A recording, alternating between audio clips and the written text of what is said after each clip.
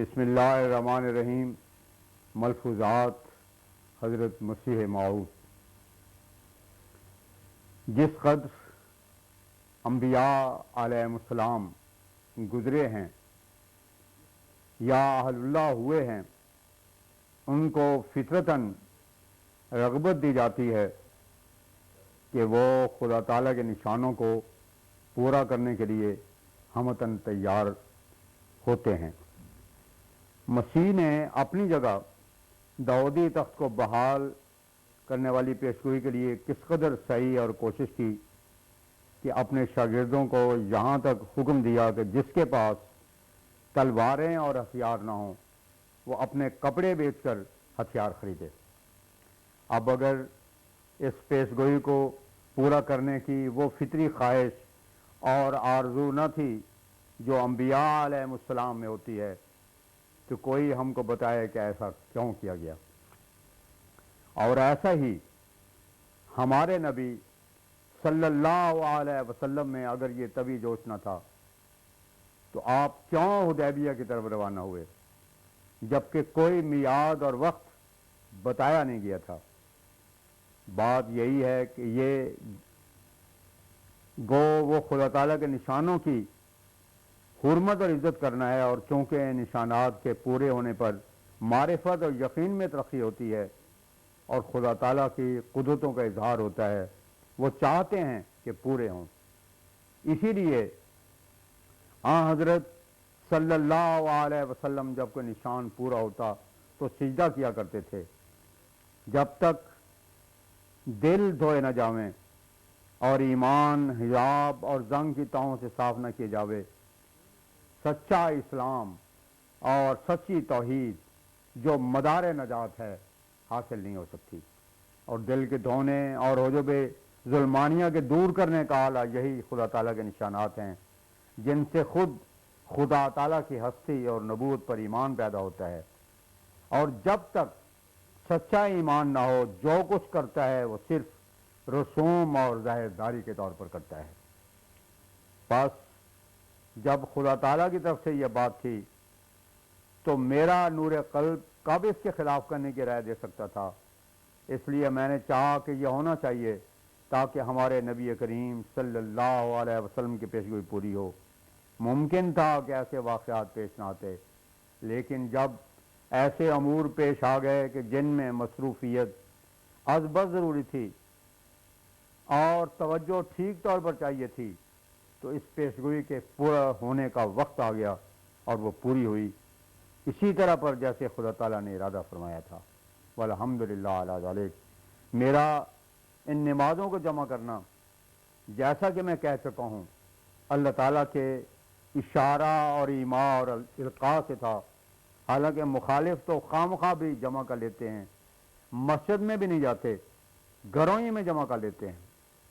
مولوی محمد حسین ہی کو قسم دے کر پوچھا جائے کہ کیا اس نے کبھی حاکم کے پاس جاتے وقت نماز جمع کی ہے یا نہیں، پھر خدا تعالیٰ کے ایک عظیم الشان نشان پر کیوں اعتراض کیا جاوے؟ اگر تقوی اور خدا ترسی ہو تو اعتراض کرنے سے پہلے انسان اپنے گھر میں سوچ لے کہ کیا کہتا ہوں اور اس کا اثر اور نتیجہ کیا ہوگا اور کس پر پڑے گا۔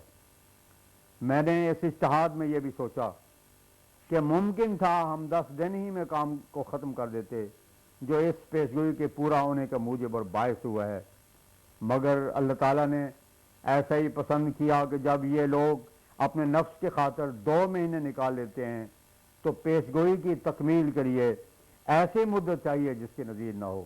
چنانچہ ایسا ہی ہوا، اور اگرچہ وہ مسالے ابھی تک نہیں کھلے مگر اللہ تعالیٰ خوب جانتا ہے اور مجھے امید ہے کہ ضرور کھلیں گے۔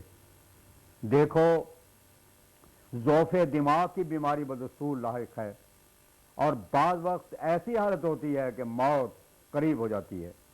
تم میں سے اکثر نے میری ایسی حالت کو معائنہ کیا ہے، اور پھر پیشاب کی بیماری عرصے سے ہے۔ گویا 2 زرد چادریں مجھے پہنائی گئی ہیں، ایک اوپر کے حصہ بدن میں اور ایک نیچے کے حصہ بدن میں۔ ان بیماریوں کی وجہ سے وقت صافی بہت کم ملتا ہے، مگر ان ایام میں خدا تعالیٰ نے خاص فضل فرمایا کہ صحت بھی اچھی رہی اور کام ہوتا رہا۔ مجھے تو افسوس اور تعجب ہوتا ہے کہ یہ لوگ جمع بین الصلاتین پر ہوتے ہیں، حالانکہ مسیح کی قسمت میں بہت سے اجتماع رکھے ہیں۔ کسوف و خسوف کا اجتماع ہوا، یہ بھی میرا نشان تھا۔ اور وَإِذَا النُّفُوسُ زُوِّجَتْ سورہ تکویر، یہ بھی میرے ہی لیے ہیں۔ اور وَآخَرِينَ مِنْهُمْ لَمَّا يَلْحَقُوا بِهِمْ سورہ جمعہ آیت 14، یہ بھی ایک جمع ہی ہے کیونکہ اول اور آخر کو ملایا گیا ہے۔ اور یہ عظیم الشان جمع ہے جو رسول اللہ صلی اللہ علیہ وسلم کے برکات اور فیوز کی زندگی پر دلیل اور گواہ ہے۔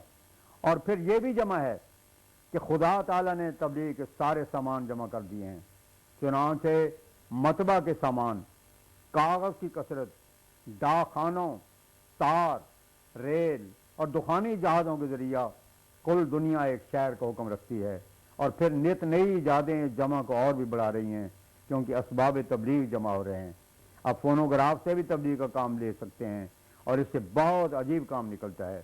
اخباروں اور رسالوں کے اجرا، غرض اس قدر سامان تبلیغ کے جمع ہوئے ہیں کہ اس کی نظیر کسی پہلے زمانے میں ہم کو نہیں ملتی، بلکہ رسول اللہ صلی اللہ علیہ وسلم کی بعثت کے اغراض میں سے ایک تکمیل دین بھی تھی، جس کے لیے فرمایا گیا تھا الیوم اکملت لکم دینکم واتممت علیکم نعمتی، المائدہ آیت 4۔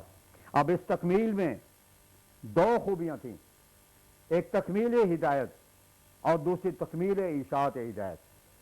تکمیل ہدایت کا زمانہ تو حضرت صلی اللہ علیہ وسلم کا اپنا پہلا زمانہ تھا، اور تکمیل اشاعت ہدایت کا زمانہ آپ کا دوسرا زمانہ ہے، جبکہ آخرین منہم لما یلحقوا بہم کا وقت آنے والا ہے، اور وہ وقت اب ہے، یعنی میرا زمانہ، یعنی مسیح موعود کا زمانہ۔ اس لیے اللہ تعالیٰ نے تکمیل ہدایت اور تکمیل اشاعت ہدایت کے زمانوں کو بھی اسی طرح پر ملایا ہے، اور یہ بھی عظیم الشان جمع ہے۔ اور پھر یہ بھی وعدہ ہے کہ سارے ادیان کو جمع کیا جائے گا اور ایک دین کو غالب کیا جائے گا، یہ بھی مسیح موعود کے وقت کی ایک جمع ہے، کیونکہ لیظہرہ علی الدین کلہ، مفسروں نے مان لیا ہے کہ مسیح موعود ہی کے وقت میں ہوگا۔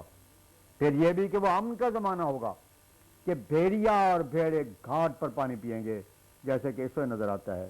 ہمارے مخالفوں نے ہمارے قتل کے کس قدر منصوبے کیے، مگر وہ کیوں کامیاب نہ ہو سکے؟ اسی گورنمنٹ کے حسن انتظام اور امن کی وجہ سے۔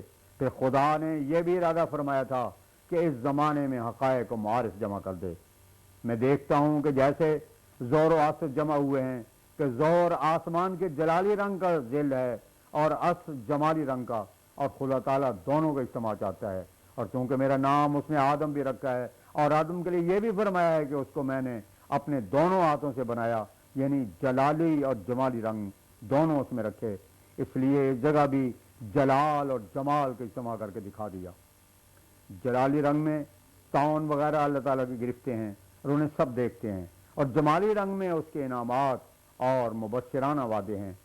اور پھر میری دانست میں اللہ تعالیٰ نے میرے ساتھ ایک اور جمع کی بھی خبر رکھی ہے، جس کی خدا نے مجھے اطلاع دی، اور وہ یہ ہے کہ میری پیدائش میں میرے ساتھ ایک لڑکی بھی اس نے رکھی ہے، اور پھر قومیت اور نسب میں بھی ایک جمع رکھی، اور وہ یہ کہ ہماری ایک دادی سیدہ تھیں اور دادا صاحب اہل فارس تھے۔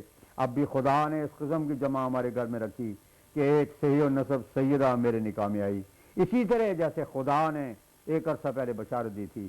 اب غور تو کرو کہ خدا نے کس قدر اجتماع یہاں رکھے ہوئے ہیں۔ ان تمام جمعوں کو خدا نے مصلحت عظیمہ کے لیے جمع کیا ہے۔